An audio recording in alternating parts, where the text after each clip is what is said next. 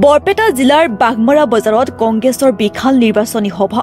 বৰপেটা জিলা কংগ্ৰেছৰ উদ্যোগত আয়োজন কৰা ২ নং ধুবুৰী লোকসভা সমষ্টিৰ কংগ্ৰেছৰ ৰকিবুল হুছেইনৰ নিৰ্বাচনী প্ৰচাৰ সভাত হেলিকপ্টাৰ যোগে উপস্থিত থাকে বিৰোধী দলৰ নেতা সাংসদ গৌৰৱ গগৈ। সভাত তেওঁ কয় যে এইবাৰৰ নিৰ্বাচন আনবাৰতকৈ পৃথক। এইবাৰ বিজেপি জিকিলে ভাৰতত নিৰ্বাচন বন্ধ হ'ব পাৰে। কংগ্ৰেছ চৰকাৰ আহিলে এনআৰচিত বাদ পৰা ভাৰতীয় পুনৰ নাম অন্তৰ্ভুক্ত কৰা হ'ব। সকলোৱে বিজেপি বিৰোধী ভোট প্ৰদান কৰিব লাগিব। গৌৰৱ গগৈয়ে আৰু কয় যে হিমন্ত বিশ্ব শৰ্মাই অসমৰ বিভিন্ন ধৰ্মক সদায় গালি গালাজ কৰে। হিমন্ত এজন পাতল মুখ্যমন্ত্ৰী।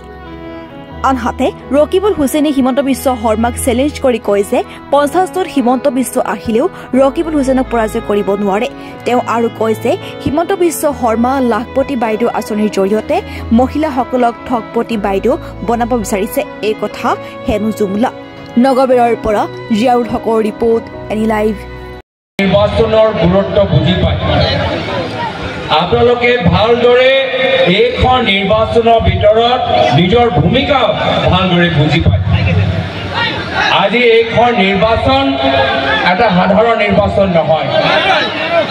এইখন নিৰ্বাচন আমাৰ ভৱিষ্যত নিৰাপত্তাৰ বাবে আটাইতকৈ গুৰুত্বপূৰ্ণ।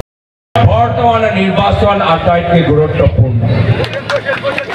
এইখন নিৰ্বাচনৰ ভিতৰত যদি আমি এটাও ভুল কৰোঁ, এটাও ভোট যদি আমি ব্যৰ্থ কৰোঁ, নষ্ট কৰোঁ, ভৱিষ্যত আকৌ আমি গণতান্ত্ৰিক নিৰ্বাচন পাম নে নাপাম, ইয়াৰ এটা ডাঙৰ প্ৰশ্ন উত্থাপন হৈছে।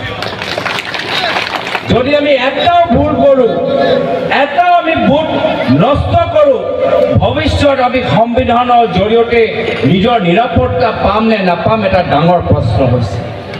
সেইকাৰণে শ্ৰদ্ধেয় ৰাইজ, যিমানবোৰ নিৰ্বাচন হৈছে সেই গোটেইবোৰ নিৰ্বাচন এক্সাইট কৰি লওক। এইটো নিৰ্বাচন ভাৰতৰ গণতন্ত্ৰৰ বাবে শেষ নিৰ্বাচন হ'ব পাৰে। এইটো নিৰ্বাচন ভাৰতৰ লোকতন্ত্ৰৰ বাবে শেষ নিৰ্বাচন হ'ব পাৰে। এইটো নিৰ্বাচন ভাৰতৰ সংবিধানৰ বাবে শেষ নিৰ্বাচন হ'ব পাৰে। আৰু সেইকাৰণে আজি এই নিৰ্বাচনত যথেষ্ট আপোনালোকৰ ভূমিকা আছে।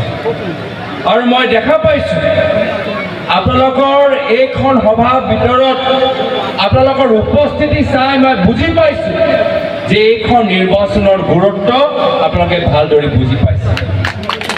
মই আপোনালোকক ধন্যবাদ জ্ঞাপন কৰিছোঁ। মই